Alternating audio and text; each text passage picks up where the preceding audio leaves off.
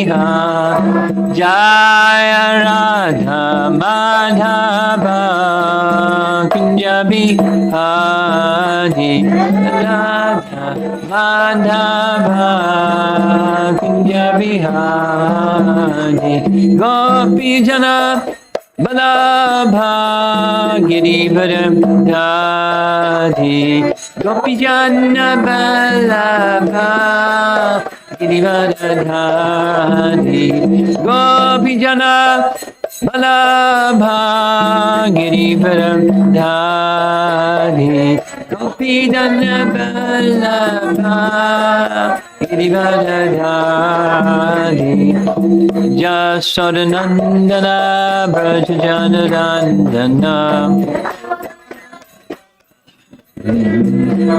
Jasodanandana Brajajanandana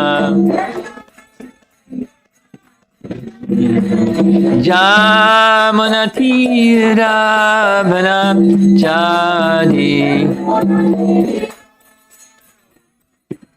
Jamanatira Vanachadi Jaya Radha Madhava Kunja Vihari Madhava Jaya Radha Madhava Kunja Vihari Madhava Kunja Vihari Jayo Vishnupad Paramahamsa Parivijagacharya Astatarasatasi Simad His Divine Grace A.C. Bhaktivedanta Swami Shri Prabhupada Ki Ananta Koti Vaishnavrinda Ki Gaur Premanandi.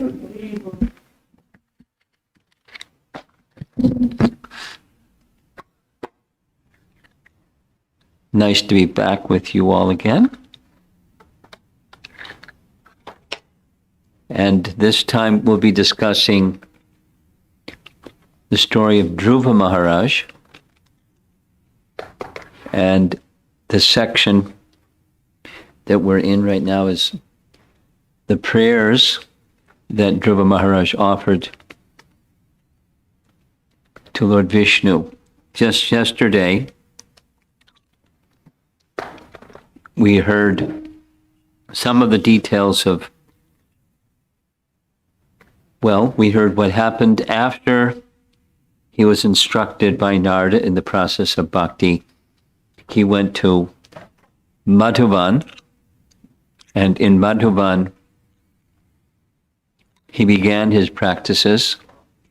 Meanwhile, Narada went to visit his father, Uttanapada, who was a wreck, just in terrible distress over neglect of his son, the way that he had dealt with his son, and didn't even know if he was alive. And Narada reassured him not only he's alive, he's a celebrity already around the whole universe.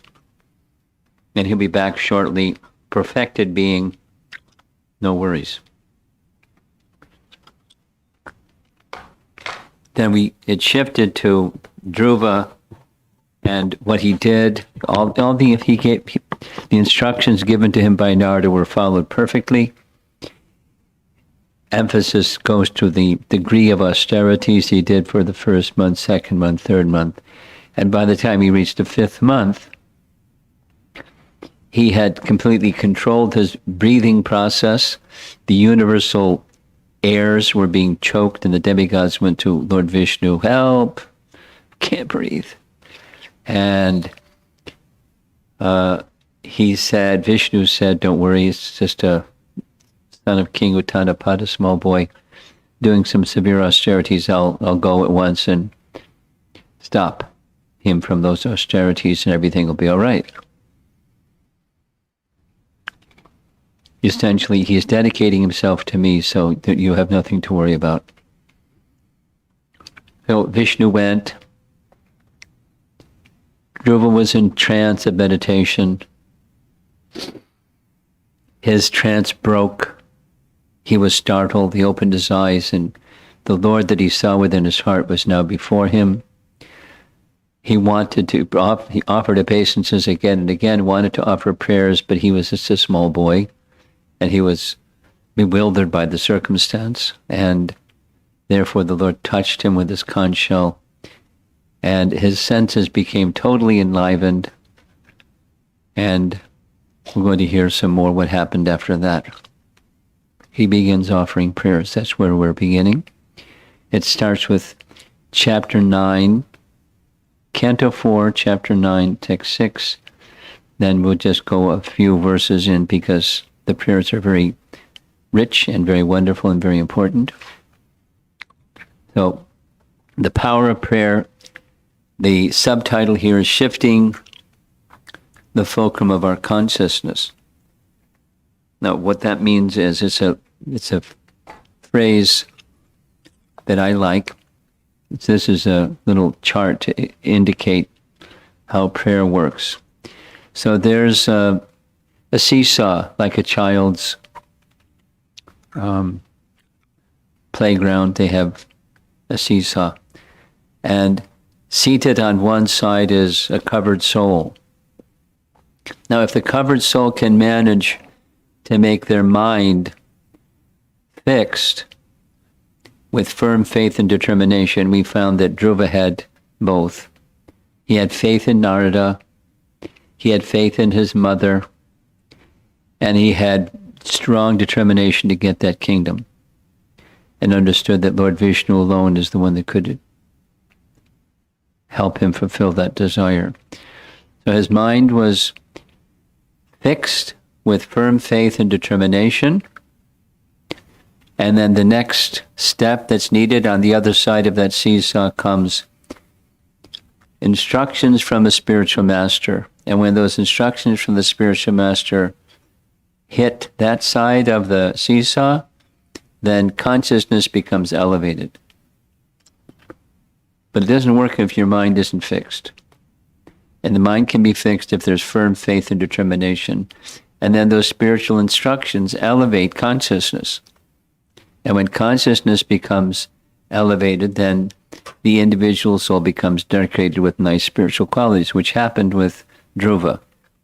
He left behind his material ambitions and had only remaining spiritual ambitions, spiritual bhakti. So that's the power of prayer. So let's go back a little bit. Dhruva enters the forest. He can't find Vishnu, but Narada finds him, sent by the personality of Godhead. He touches Dhruva on the head and becomes benedicted by Narada's hand. He gets instructions to engage in bhakti process.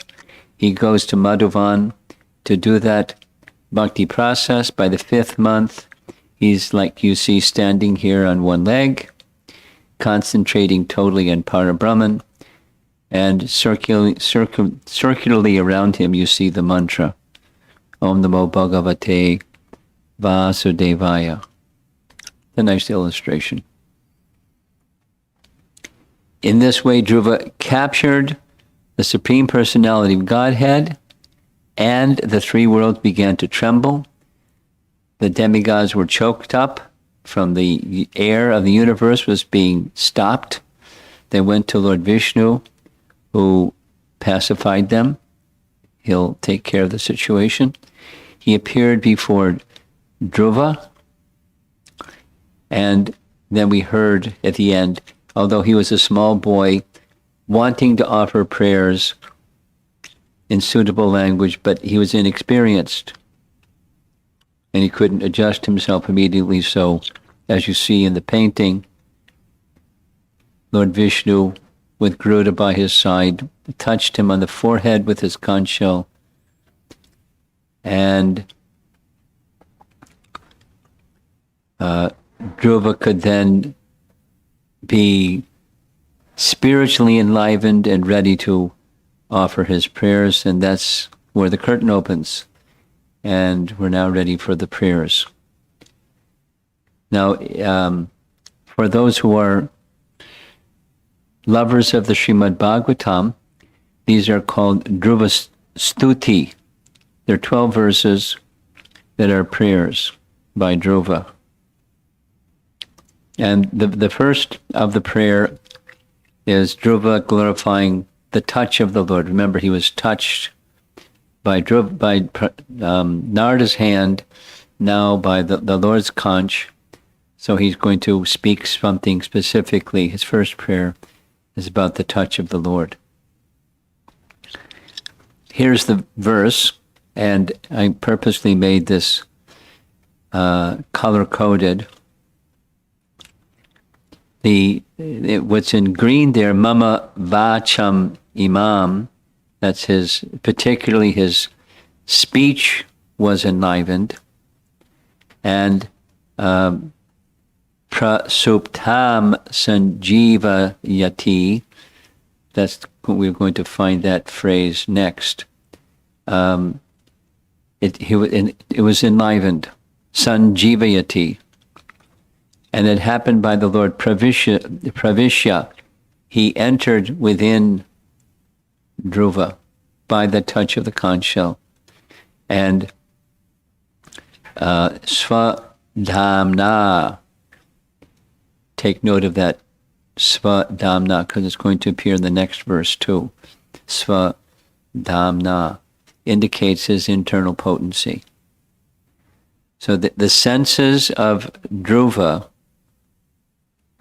were spiritually enlivened by the spiritual potency, the internal potency, Svadhamna. And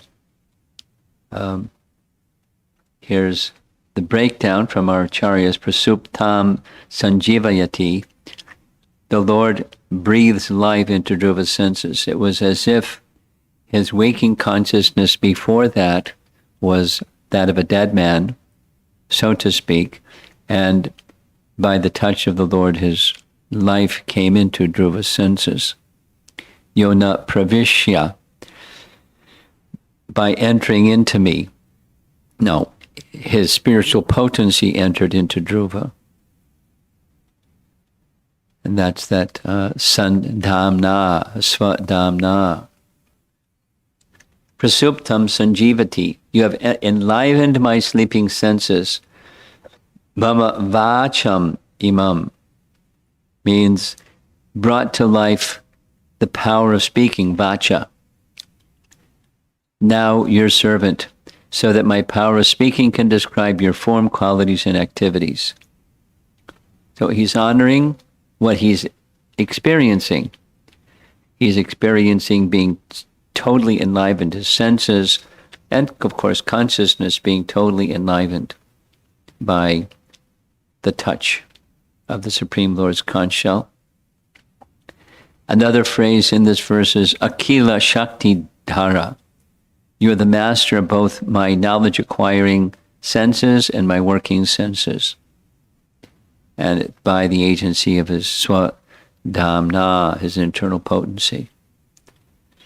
Now, in the morning class, we're reading from Brahma's prayers, Canto 10, Chapter 14, and we're covering this topic really thoroughly. We're going to continue covering it tomorrow morning and finish it.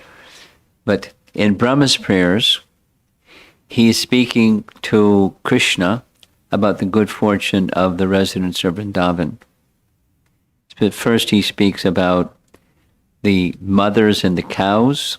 For 1 month, they were directly feeding Krishna their own milk. How fortunate are the mothers and the cows. Next, how fortunate is Nanda and all the cowherd men, and for that matter, all the residents of Vrindavan, because they had Maitri, they had this transcendently intense, friendly relation with one another. He was the Supreme Lord, who's the highest of the high, and so forth and so on. They're intimately associated with him. How fortunate are they? And then, not only the wives and the wives, the mothers of the cowherd boys, because Krishna became the cowherd boys for 1 month. The ladies, the men, and everybody so fortunate. The demigods were also fortunate. So this was the verse that we're discussing. You can look it up later if you want. 10:14:33. The demigods they're controlling deities of the senses. So this verse connects with Canto 10, chapter 14. So the controlling deities of the senses, there's 5 knowledge-acquiring senses and 5 working senses. That's 10. Mind, intelligence, and false ego. That makes 13. 2 of those 13 are discounted as vulgar because it's the rectum and the genital, the organ of evacuation and the organ of urination, and so they're not counted by Brahma. There's 11 controlling deities. They're experiencing, by the mercy of the residents of Vrindavan, who have spiritual forms, and because they have spiritual forms, they don't require controlling deities. They have spiritual forms. They have powers themselves, and their powers are directly coming from the Swarup Shakti of the Supreme Lord and his expansions in the spiritual realm. So they don't need controlling deities. They're beyond that. They're in the transcendental situation. So what Dhruva is saying is, you have made my senses like that. You have completely spiritualized my senses. I'm no longer in the jurisdiction of matter and the controlling deities of matter by your touch. That's what he's saying. You are the master of both my knowledge-acquiring senses and my working senses, not the controlling demigods. For us, that's going to be in the very next verse. For us, everybody else, besides persons like Dhruva and the perfected souls of Vrindavan and so forth, the totally self-realized, liberated souls, there's controlling deities that are material entities. But Dhruva is no longer in that jurisdiction by his svatdhamna, by his own internal potency. And he's declaring it. He's realizing it. He's expressing his gratitude. And now all my senses are awake, and I want to engage them in your service. Truly, O Lord, you are Antar yami, or Antar yami, put the two together, this super soul. You give all knowledge, remembrance, or forgetfulness. Those of you that know the verse in Bhagavad Gita, chapter 15, text 15, Krishna says, situated within the heart of every living entity, I give knowledge, remembrance, and forgetfulness. Exactly what Krishna says in Bhagavad Gita. Dhruva is saying the same. I see you as the Antaryami. Mataksmitir jnanam apohanam cha. Sarvasya jahar mridi sanivishto. Mataksmitir jnanam apohanam cha. And now I've experienced this. So he didn't go to a Bhagavad Gita class, but he's experiencing it and saying it. And I therefore offer my obeisances unto you, who are the supreme enjoyer. Pranan namo bhagavate purushaya tubhyam. Or, in summary, this first verse of his prayers, my dear Lord, you are all powerful. Akila Shakti Dhara.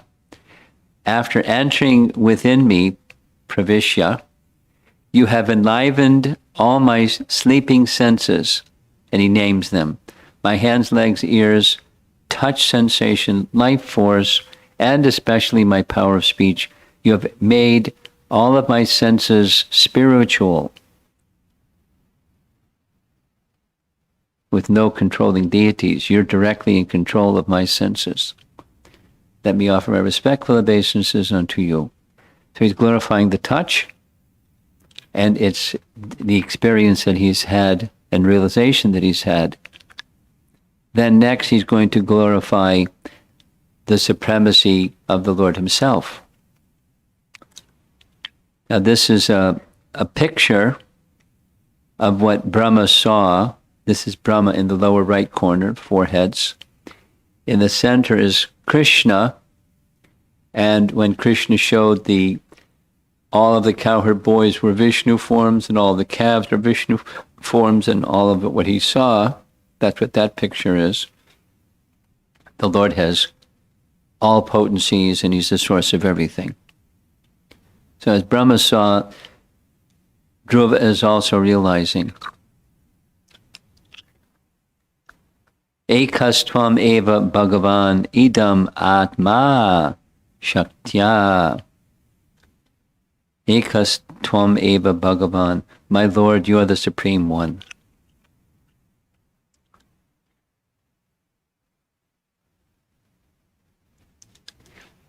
Idam atma shaktya. By your different energies, you appear differently in the spiritual and material worlds. That is to say, the Lord is one, but his appearance is variegated, and his appearance is variegated because of his different energies.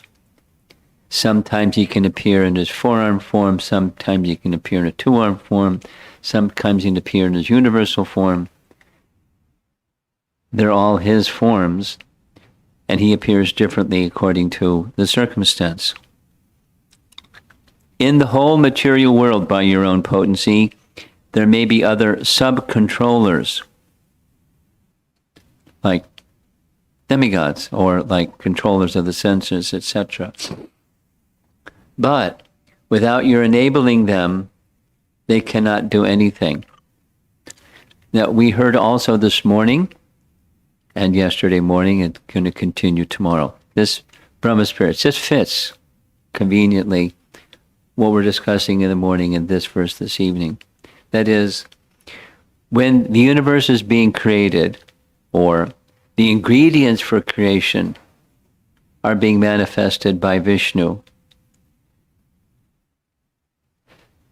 it's it's something like an unfolding from gross to subtle, subtle to gross to more gross to more gross to more gross. Elements are manifest, and then senses that perceive those elements, and then the objects of the senses, and then the controlling demigods. Boom, boom, boom, boom. And then the whole thing is manifest, and the demigods are ready to go. But they can't do anything because they're not empowered to do anything yet. Now, these aren't physical forms, these are subtle forms. They're forces that can't do anything without the driving force. So they go to Vishnu and pray, help. And he enters the universal form as Vasudeva. Vasudeva is the controlling deity of consciousness, Vasudeva. Just like in the mind of Vasudeva, Krishna appeared, Vasudeva. Yes? And then the universal form woke up and arose. That the universe has yet to be built. These are just the ingredients and the subtle forms of demigods and so forth. It's very intriguing. It's very, very different than Big Bang cosmology that, 8th grade science classes all over the world, they learn. It's a very different picture of how things came into being. Very different picture. There's a source of everything. It's not a singularity. It's the Supreme Personality of Godhead. And he has unlimited potencies, and he gradually, for purpose of creation, manifest those potencies and the controlling deities of the senses that perceive those sense objects. And then Vasudeva enables them to do their thing. And then Brahma puts the universe together, modeling it after the universal form. It's really far out. In fact, in Brahma Samhita, it's described, or in the scriptures it's described, at the night of Brahma, there's a partial devastation, correct? There's the day of Brahma, and then there's the night of Brahma, and during the night of Brahma, the planetary systems all the way from Svargaloka down. So the 7 lower planetary systems plus Bhuloka, Bhuvarloka, and Svargaloka. There's a partial devastation. The partial devastation happens this way. First, there's no water. Everything is dry and it burns fast. Then there's a fire, and then there's a flood. The flood puts out the fire. But everything is now immersed in water. And that water, the fire, goes up to the heavenly planets. And the planets just above the heavenly planets, that's Maharloka, it's too hot. So they go to Tapaloka till the fire subsides. And the fire subsides with water, and there's a flood. It's very similar in the Old Testament, interestingly. Noah's Ark and the flood and all that. You may not know about those things, but the people in the Christian world out there, they know those things. There's a flood, and Noah's Ark saves all the different species, and so forth. And then when the flood subsides, it's morning for Brahma. He does his sadhana, he meditates on the universal form, and he reconstructs the universe up to Maharloka. Every day. That's his, he does his sadhana, and then he goes to the office. He does his duty. And he does so according to the plan of the universal form. The universal form is a plan. It's like a blueprint. It's not the universe yet. It's just a plan. A subtle plan. And then he builds. And because he's very intelligent, he knows the whole thing and gets the picture every day. He has a long life. And at the end of his life, there's a total annihilation. So, all of that was on, without your enabling them, that's the subcontrollers, cannot do anything. The demigods can't do anything unless Vasudeva enters into the universal form, and then the Virat Rup rises, and then things can start to happen. Until Vasudeva comes, nothing happens. There's the Vasudeva of the universe as there's the Vasudeva within each body. The Paramatma is within each body. And without the soul and the supersoul, the lump of matter doesn't do anything. The senses don't do anything. The whole material world doesn't do anything, even though they're subcontrollers. So they're empowered by Vasudeva. That's what Dhruva's saying. He's a little boy. He's only 5 years old. He understands all this stuff. And he didn't even go to a Bhagavad Gita class. He just has illumination. You create the total energy of the material world by your external potency. So there's a material cause and there's the remote cause. Upadan Maya. Anyway, there's terms in Sanskrit. There's the remote cause, that's Mahavishnu. He's glancing. And what he's glancing at is at Prakriti or Pradhan. He creates through her by the external potency. But the external potency doesn't do anything without his glance. Without the touch of spirit, matter doesn't move. The classic example is a potter and the potter's wheel and the clay. There's the wheel, there's the clay, and there's the potter. And the wheel and the clay can sit there a long time without a potter. And it's going to do nothing. So the remote cause of the clay pot is the potter, not the clay or the wheel. But the potter engages the clay. So the Supreme Lord, this is Dhruva speaking to Vishnu, you create the total energy of the material world by your external potency, by his glancing. Okay, then what happens? You entered into everything after he creates it. by his own potency, then he enters into it as Paramatma.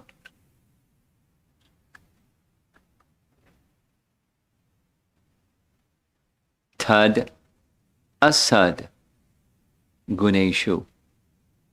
Both the moving and the non-moving. He's just a 5-year-old boy, and yet understanding all of this about creation, which us big kids don't so easily understand. We just need the touch of Lord Vishnu's hand, I guess.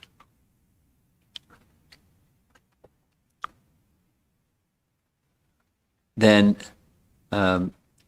just as fire entering into wood of different shapes burns brilliantly in different varieties. So the unknown is made easier to understand by something known. So here's the something known.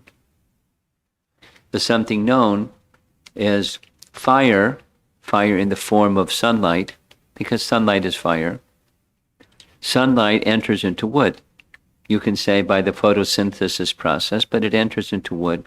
So it's known. Anyway, there's wood of different types, and the wood of different types has different shapes and has different colors. The fire that comes out, the wood is of different color, the fire that comes out is of different color. Different color. Sometimes orange, sometimes red, sometimes blue. It's the fire that's within wood comes out of different color or different shapes, burning brilliantly in different ways. So just as fire enters into wood and comes out in different ways, Super Soul enters within all living beings, and all living beings have different bodies and different personalities and different species, and there's all kinds of differences. But it's all resting on one thing, the soul and Super Soul. The creation is his prakriti. He creates it. He enters into it.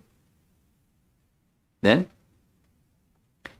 the demigod controllers of the Indriyas are controlled by you, which is same point as made just a few minutes ago. There are controllers of the creation, but the controllers of creation are controlled by you, Lord Vishnu.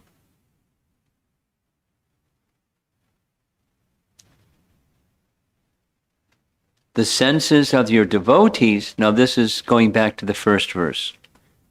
The senses of your devotees, the residents of Vrindavan or Dhruva, the purified souls, the senses of your devotees by your mercy focus on you and become spiritual, since they are completely filled with your presence, svadhamna, or by internal potency. Then others, the senses of others, however, focus on Maya alone and become only material senses.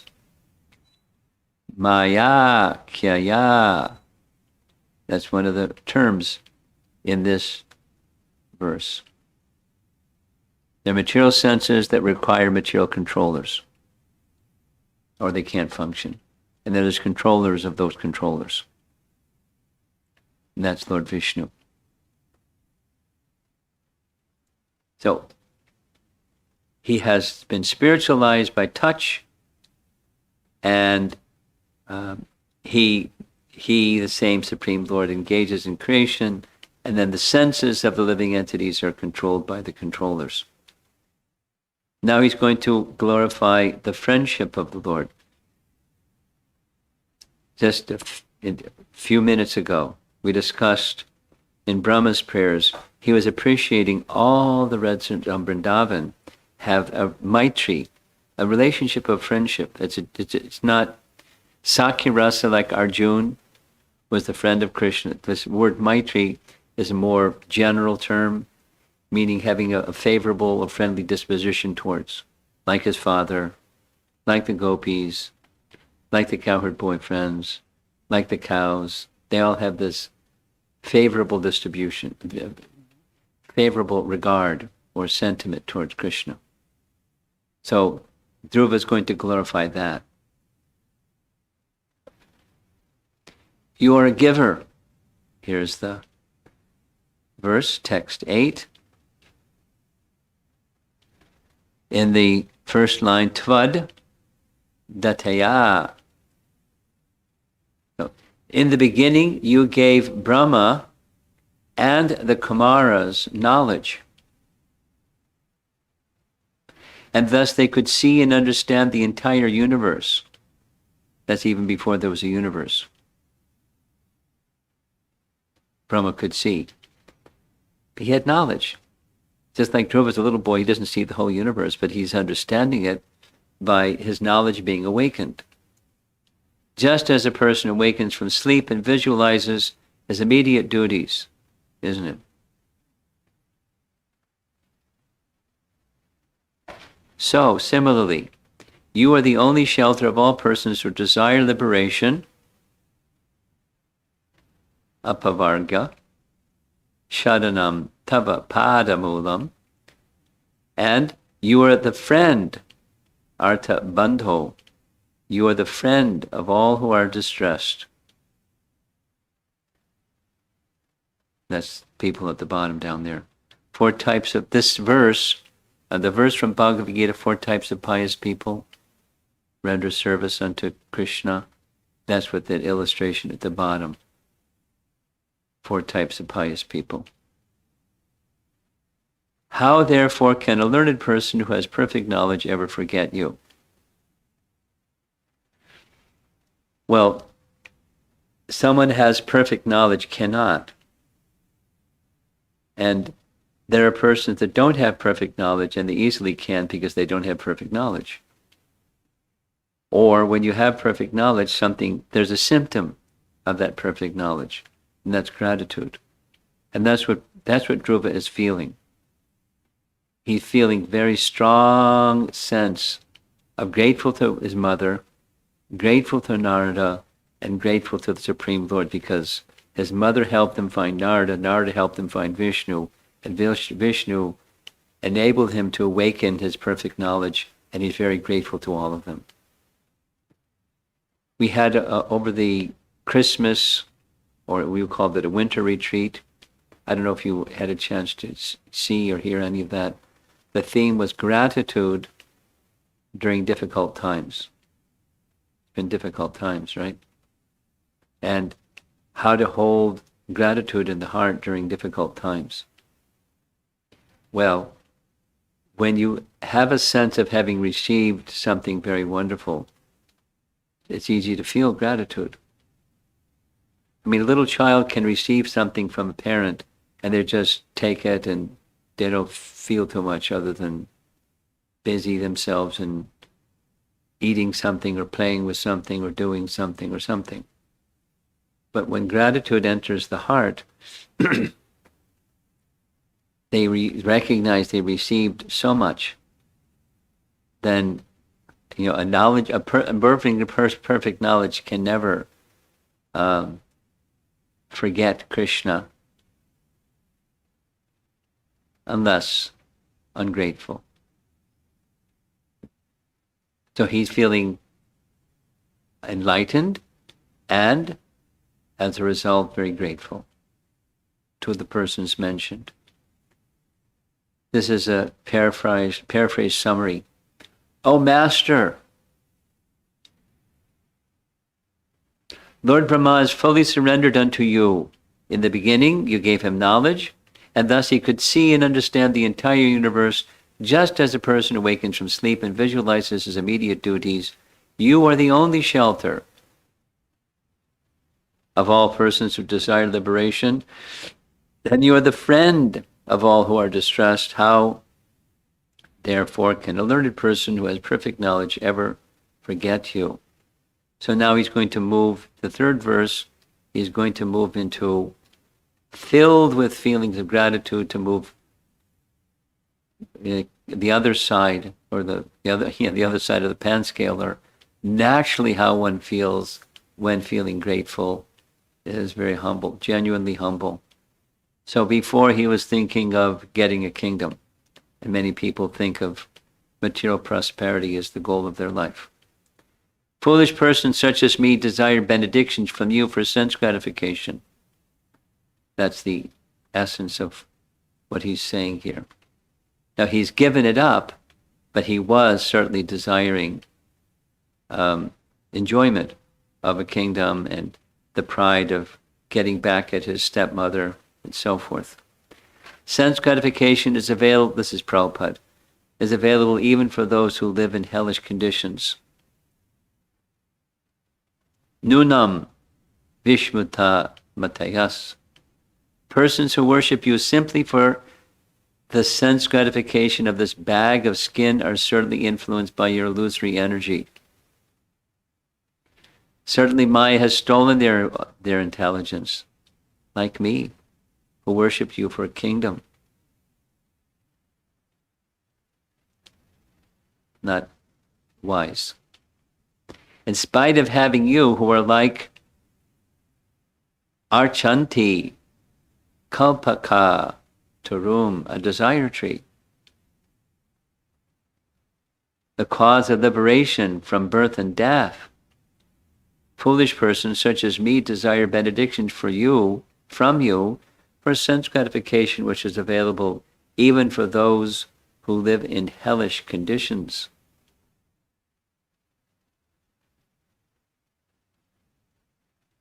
Prabhupada would hammer on this point again and again and again, because the picture of the universe is in this middle planetary region.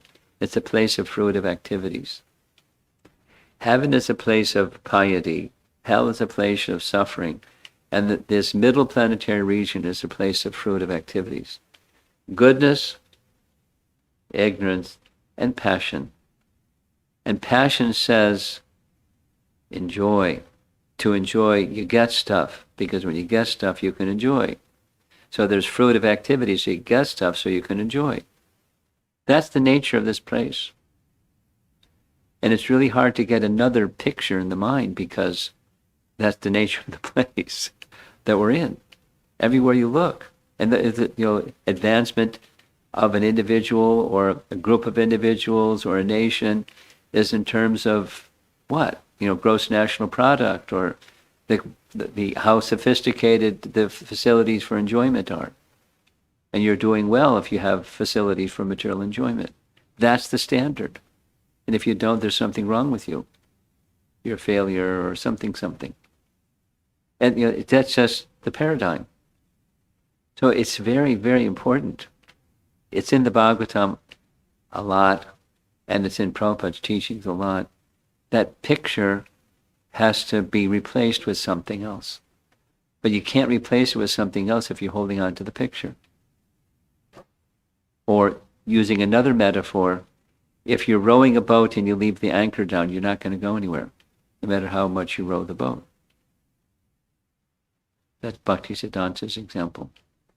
Foolish persons such as me desire benedictions from you for sense gratification, which is available even for those in hellish conditions. Here's a summary from Vishwanath Chakrabarti Thakur, then his commentary.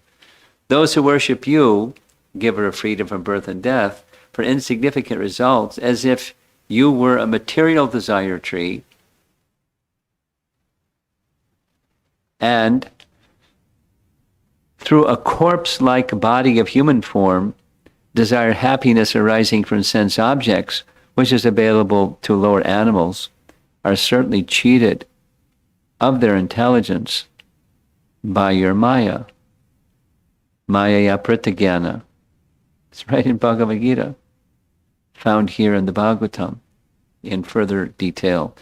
The fourth type of devotee, the Artarti Bhakta, is me.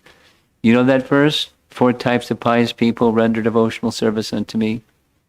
Chatur Vidha Bhajante Mam Jana Sukriti. Those who are pious, 4 types of pious people render devotional service unto me. It's from Bhagavad Gita. And so Arta, Artarti. Yeah, okay, good. Jigyasu. Okay, you know. Okay, good. So one of those, the Artarti, Dhruva saying, that's me. I wanted material gain. I approached you for material gain. I'm one of those people. He is the lowest and most foolish, certainly. Nunam, their intelligence has been cheated. Who are they?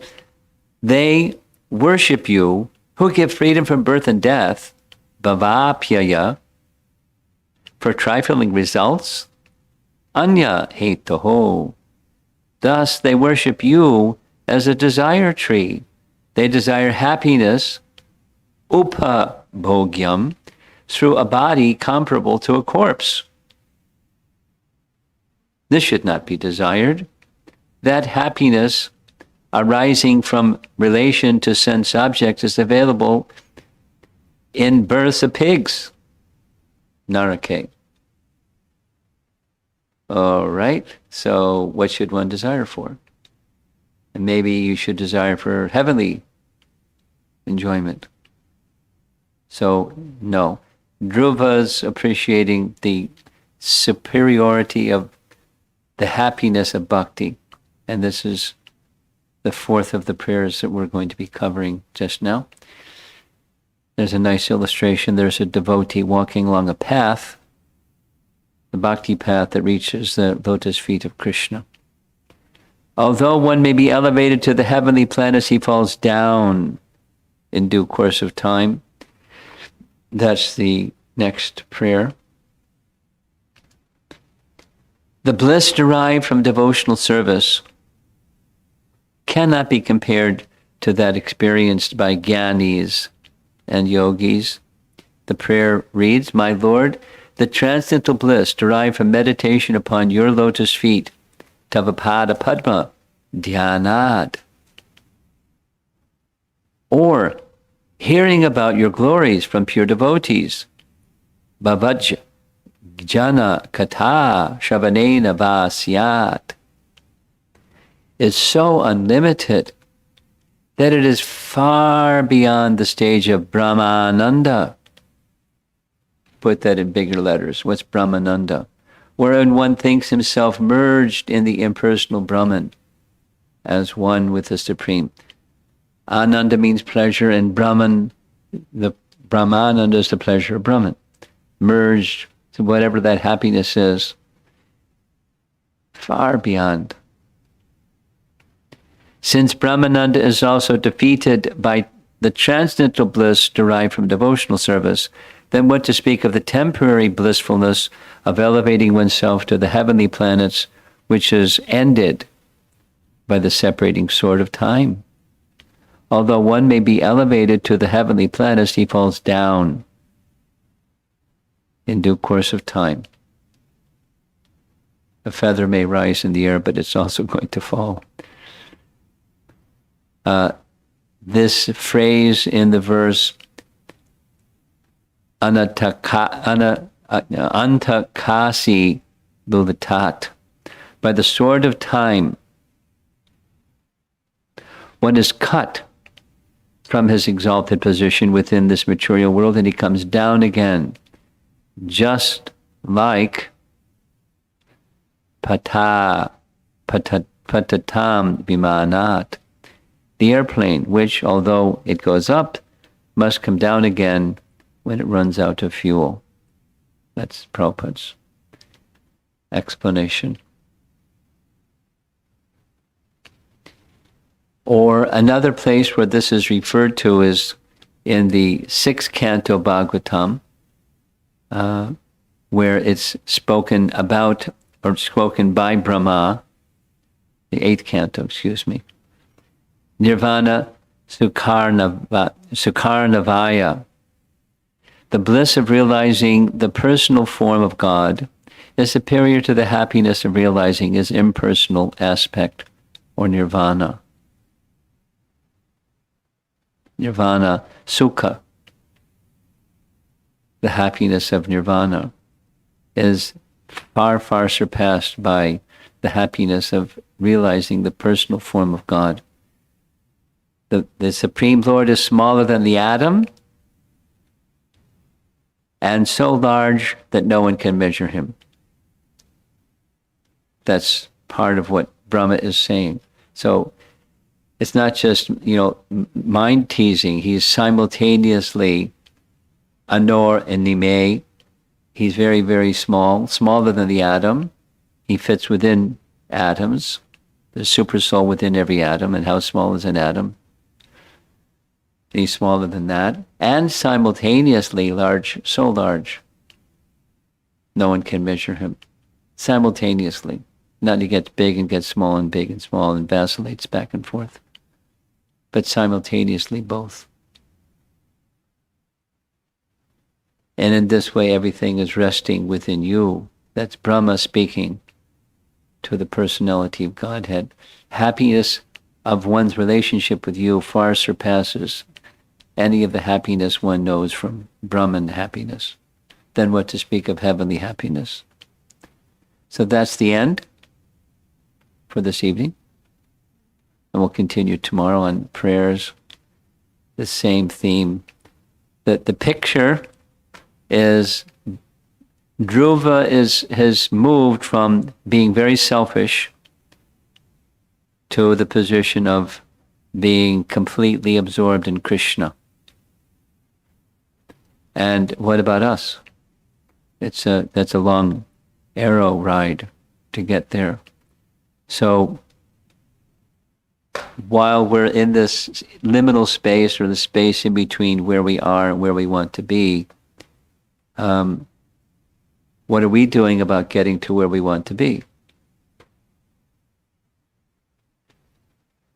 And what are our opportunities to become touched by the Lord? Like Dhruva was touched by the Lord.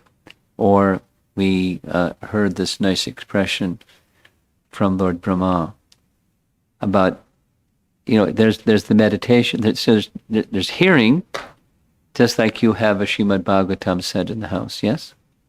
Yes. So by absorption in the topics about Krishna that are within the Bhagavatam, or message from Krishna in Bhagavad Gita, that sound vibration has potency to, on the one hand, cleanse, and the other hand, attract.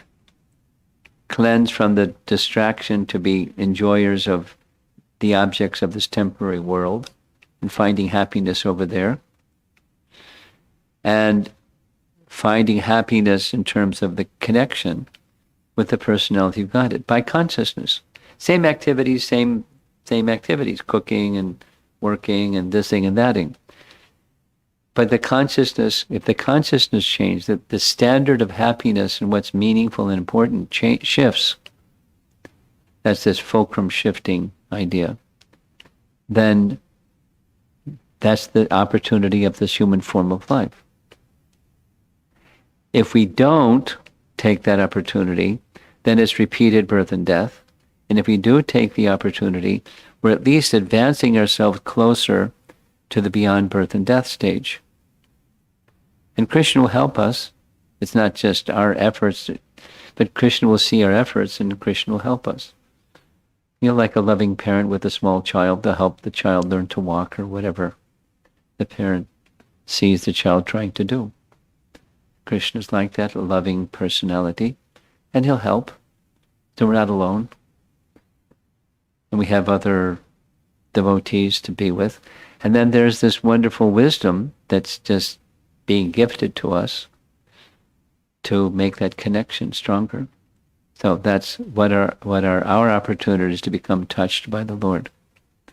His name, His messages, His devotees, His deity form, His prasadam, and various ways that we can feel gratitude for that spiritual connection.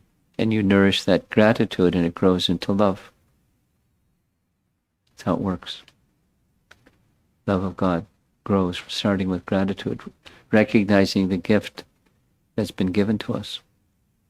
So Prahlad is helping us to do that. Let's see if there's some discussion. We'll start with our hosts here in the room, and then we'll go to the online people.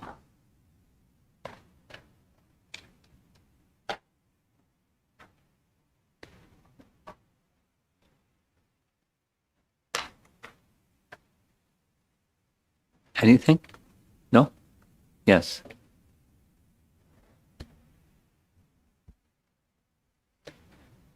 Hare Krishna Maharaj. What happens to Dhruvaloka the night of Brahmas? What happens to Dhruva during the night of Brahma? Dhruvaloka. Oh, it's there. It's there even after the cosmic annihilation, not only during the night. So, nice question. The position of Dhruvaloka is the topmost part of the heavenly region, Swarga. Above Dhruvaloka is Maharloka, Janaloka, Tapaloka, etc. But Dhruvaloka isn't annihilated during the night of Brahma. It's not even annihilated when because it's a spiritual planet. It exists forever. It's a nice place. No, there's no material bodies. There's nothing temporary there. He returned to that place in a spiritual form. It's described. We'll get to that. His body completely transformed into spiritual energy. And he went. So did his mother.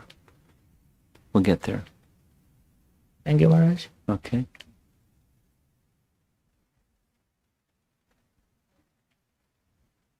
Okay, we'll come back. Anything over here? Okay. Online? Let's see if there's some online topics.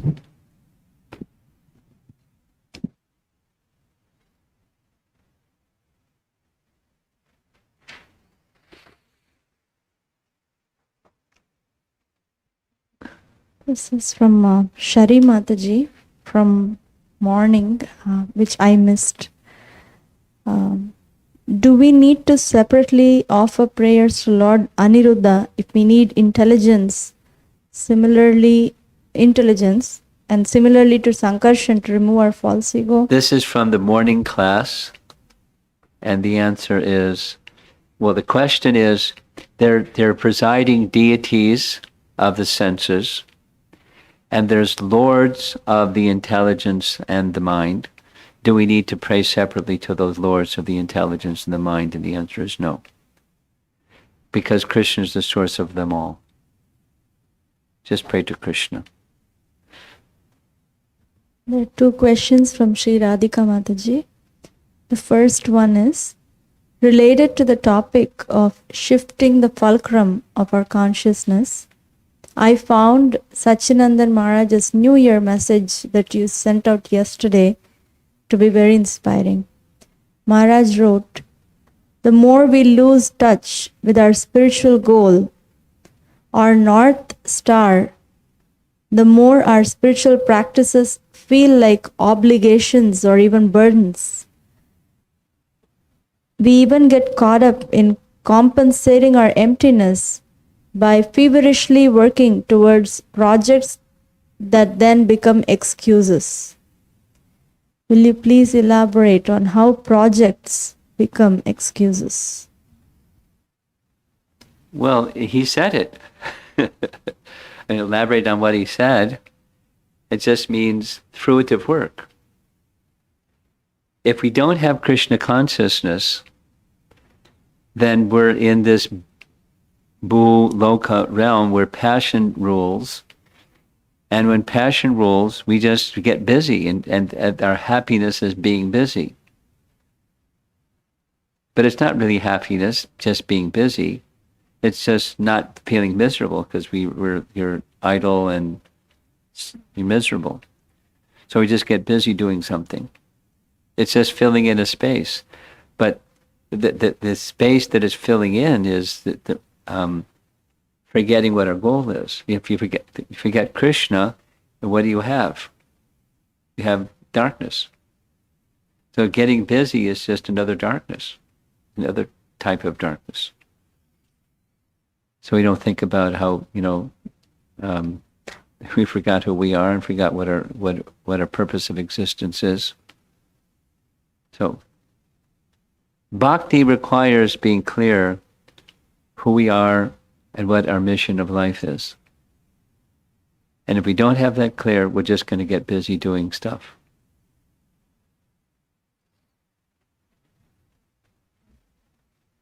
And Mataji's second question is, I find the fact that sense gratification is also available on the hellish planets to be very confusing. No, it's not.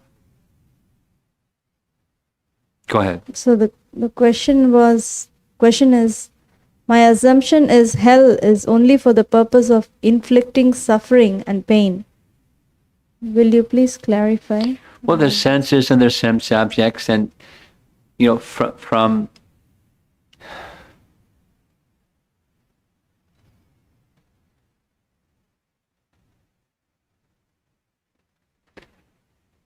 if we look at the life, Prabhupada gives the example of a worm and stool. From our perspective, stool is not nice. Hogs like it. They won't eat halava, they'll eat stool. Give them a plate of halava, they'll make some noise and go somewhere else till they find some stool. Then the worm and stool, Prabhupada uses this example. If you pull a worm out of stool, you're doing an act of kindness, and it'll look around and wiggle itself back into the nice warm pile of stool, because that's happiness for the worm. So that looks like happiness. To us, it's hellish. It's not like persons who are in the undergoing hellish planets think, oh, this is nice. My limbs are being chopped and so forth, boiled in oil and things.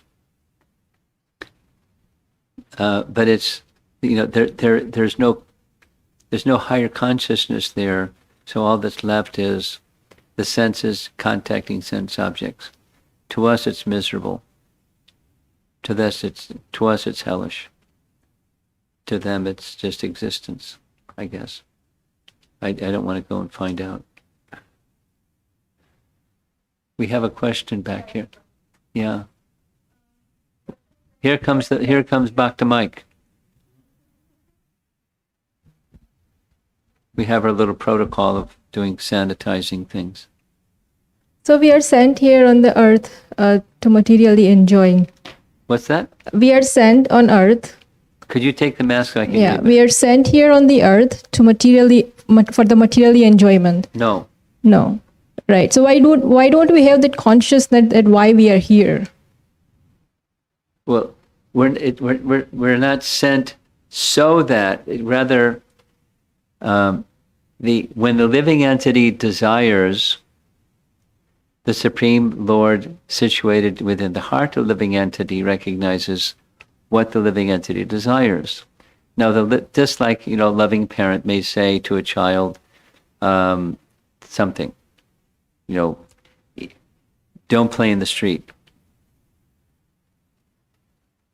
That because they're interested in the protection of the child, but sometimes the child will ignore what the parent says and go play in the street. Maybe they'll get squashed, or maybe they'll not get squashed, but they're at their risk because they're not abiding by what. So we're not exactly sent to the material world. When the living entity, it's not a chronological event. It's a disposition, wanting to be Purusha, wanting to be enjoyer of Prakriti, material nature, then material nature is provided. So your question now is, when we're here, now that we're here, why don't we have the consciousness of this is foolish? Right. And it's because we're deluded by Maya. Mm-hmm. The deluding potency permits us to forget who we are and think that we're somebody that we're not. And something that we're not is we're a Purusha. We're the enjoyer of Prakriti. Mm-hmm. Let's go. The force that permits that to happen is the force of Maya. It's illusion. Living entity is, in La La Land, thinking, this is it. Enjoyment time. And then oh.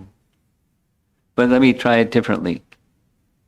And just, like a donkey, just keep, and under the influence of Maya, continuing on and on. On and on, and it can go endlessly. And the opportunity to end the endlessness of repeated trying to be the enjoyer of Prakriti is knowledge. Knowledge and devotion. Knowledge combined with devotion can carry us out of the la-la land situation. You can wake up and say, wait a minute, that's not who I am. It's not really what real happiness is to begin with, in principle. There is another, so by association with a lamp of knowledge, then darkness of illusion can be dismissed. And then our wholesome activities can be restored. But we don't, because the force of Maya, the deluding potency of the Lord. He doesn't like to do that. He wants us to be happy. But we're like this rebellious little people. No, I want to be an enjoyer. Lifetime after lifetime, and throughout our lifetime. Lifetime after lifetime. So it's this deluding potency, Maya. Because we wanted it. It was really a dumb wish, but we wanted it. I want to be Purusha. There is already a Purusha. No, I want to be Purusha. Rebelliousness towards the Supreme. Deluding potency covers us, and then we try to be enjoyers. It doesn't work out.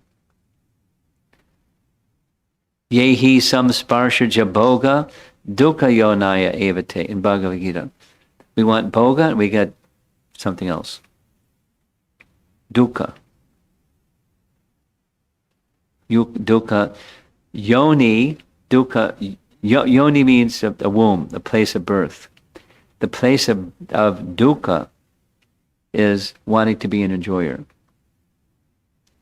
That's the womb. And then comes dukkha. Dukkha is born from that mother.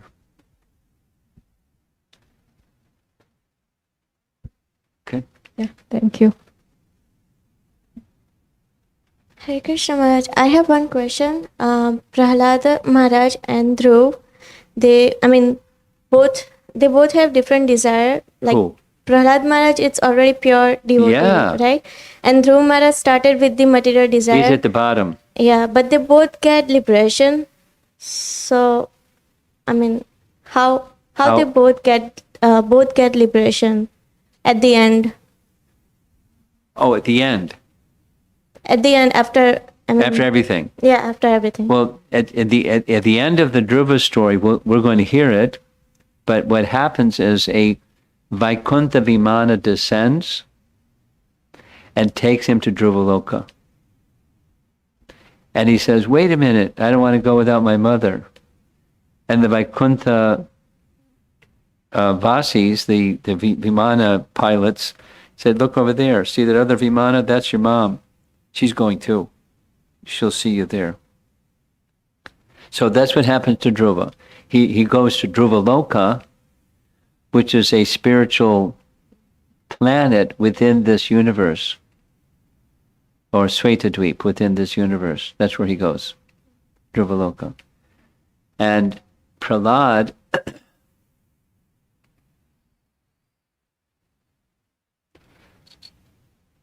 what we hear in the 5th canto Bhagavatam is Prahlad is in one of the varshas of the central island.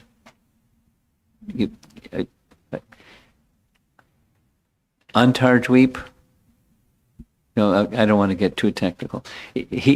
There's different tracts of land we're in Bharatvarsha. And there's Elavrati Varsha and Hari Varsha. So Hanuman is in one of those. He's in Hari Varsha where he's worshipping.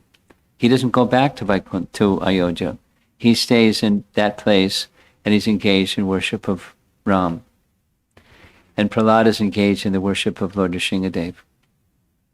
He lives a really long life, and that's where he is, worshipping Lord Nrsimhadev. He's very happy. Don't worry about him, he's happy. Thank you. But eventually, when the universe is over, he's going to go to the spiritual abode where Lord Nrsimhadev has his form and his associates and everything. Even Dhruv Maharaj also. I mean, after. He asked that question. Dhruvalokas, during the night of Brahma, it exists, and at the end of the cosmic annihilation, the whole shebang is withdrawn, and that's still existing, and Dhruva's there. Okay. So it's forever. Spiritual form. Thank you Okay. very much. Okay. Back to the online questions. Oh, okay. Could you get out of the way? You'll be right behind you.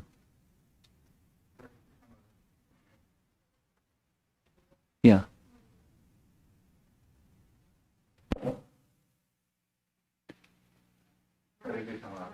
I can hear you better without your mask.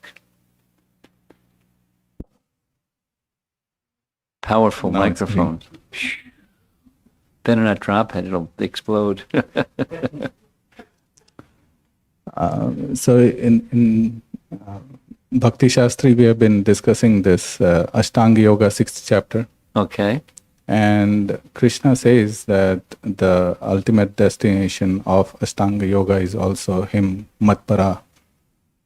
So, which leads to Bhakti Yoga. Yes. Ashtanga Yoga. When it's done properly, yes. Yeah.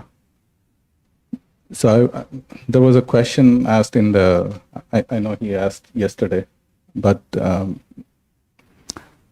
like the yogis who are like practicing Ashtanga Yoga, like for example, maybe Durvasa Muni, are they worshipping Krishna? Or No. they are Lord Shiva? Well, he's not a Krishna Bhakta. Durvasa Muni is not a Krishna Bhakta. And so what's the The question is, Ashtanga Yogi is supposed to be worshipping or well, they may be fixing them. fixing the mind There on. are different stages of it also. And even amongst those who get to the stage of fixing their mind on Paramatma, there's different destination depending upon the degree of bhakti. It's not a box and everything goes into the box, and it's quite fluid. Or there's ranges of bhakti. To go to the spiritual world, to go to the Vaikuntha realm, there must be bhakti. And that one can fix their mind upon Paramatma with lesser degrees or greater degrees of bhakti. Okay? And then there's different destinations depending. Okay? Thank you. Yes? He has something. No? Okay.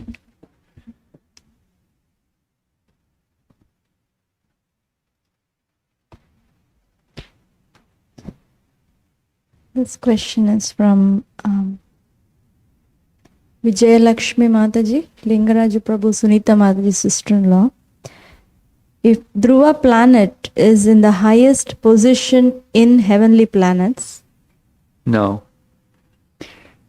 It's above the heavenly, it's in the, let me just edit the words that she spoke. The universal, the structure of the universe is in vertical dimension. And there's lower, middle, and upper planetary systems.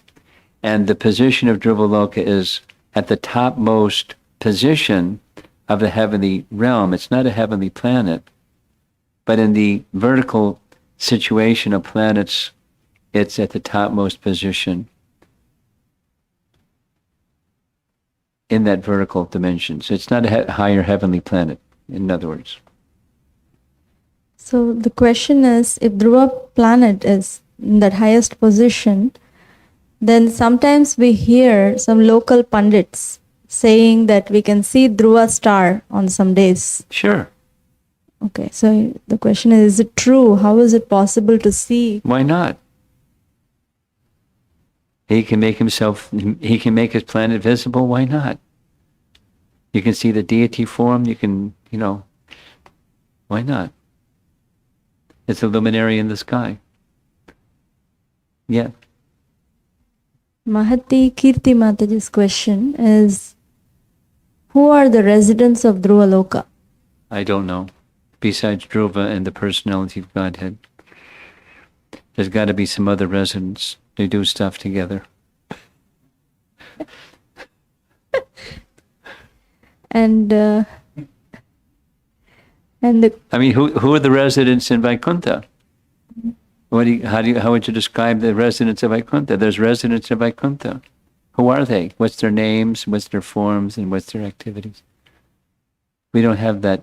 There's Vaikuntha. We see pictures made by artists, but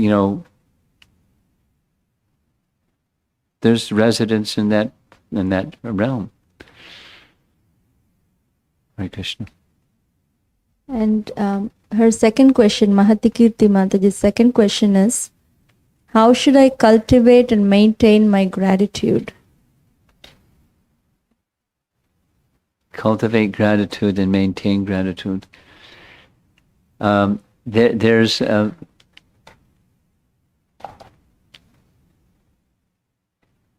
I was supposed to send you a document, but you didn't remind me. The document I was supposed to send you this morning was the abodes of Yamaraj.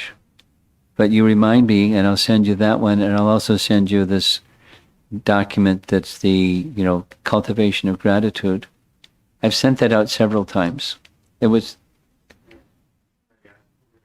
Okay. Whoever's asking this question, just go to the link that has the Vyasa Puja documents, and it's there, the gratitude cultivation document. This question is from Amara Mataji. In liminal space, how to keep up the enthusiasm of taking focused, planned, and organized steps forward without getting confused or overwhelmed about our goals? For those of you in the room that don't know what this term liminal space means, I'll explain. Liminal space means just like here's a door to the garage or the outside, and there's a door to the front porch. There's a little strip of wood between the door and the outside and the inside. That's called a limen. A limen means a place of transition between this and that. For carpentry terms, that's what a limen is. For life terms, it's between where you are and where you want to be. That space is liminal space.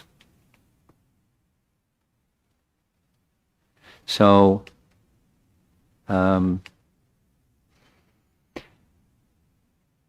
devotion, a life of devotion, also has where we are, where we want to be. It can be your career, or I'm thinking, it keeps coming in my mind. About a 4-year-old girl I was attending a home program. This girl was like really attentive. Little kids are often fidgety. She was really attentive. And just like, wow. So at the end of the class, I just spontaneously asked her, what do you want to be when you grow up? And she said, pediatrician. I said, when I was small, I wanted to be a doctor, but I didn't even know what a pediatrician was. And then I said, how about a pediatrician that wants to please Krishna? She said, yeah, that's what I want to be. So there's a liminal space in between being a 4-year-old and being a pediatrician. That's liminal space in career development or social becoming what you want to become, the self-help books and all that stuff. So there's a gap between where we are and where we want to be. That's this liminal space. So her question is how to stay on track with when you're in that liminal space, keeping the goals in mind. That's the question. Well, regularly revisit what your goal is, not just put yourself on automatic pilot, because chances are you'll get distracted and the goal won't be in the front anymore. It'll be somewhere you forgot it. So regularly renew. You ask yourself these core questions that we're generally too busy to ask ourselves, like what's important to you, who are you, what's your mission in life, what's the purpose, in between birth and death, what fits in that in-between space, what's it all about? Those kind of core life questions, and ask them regularly. With that inquisitive spirit, read the scriptures, and the light will go on. And you keep refining and refining and realigning. That's, it can't be lazy to keep your goals in mind. And make sure that they're not just dreamy, make sure that they're realistic, but they're also aligned with scripture. That's a lot of steps, but those are things that will help you keep the liminal space transition, with clear focus. And I think we should end. We're done. Okay, let's do them quickly. This is from Ruchira Mataji. Since Dhruvaloka is a spiritual planet within the material universe, is there a Dhruvaloka in every universe? Well, we don't know that. Intuitively, yes, but we don't know that. There's certainly the abode of Kshirodakshayi Vishnu within every universe, but whether there's a Dhruva on that planet or not, we don't know for sure. Intuitively, yes, but we don't know for sure. This is from Sanchari. On the topic of the universal form being a blueprint for creation, is it the entirety of creation that is housed, or is it just for this material universe that our Brahma is in charge of? There's a universal form for each universe. And Kasturi Manjari Mataji, how to get over the feelings of insecurity in relationships with devotees and Krishna? Oh, that's another topic, insecurity. Security comes from your relationship with Krishna. And the opposite, when that's weak, then there's insecurity, because nothing is certain. We don't know who we are, we don't know what's what, we don't have confidence in, you can have false confidence, and that goes up in a puff of smoke very quickly by circumstance. Unless you just, bluff your way through life, but that doesn't last either.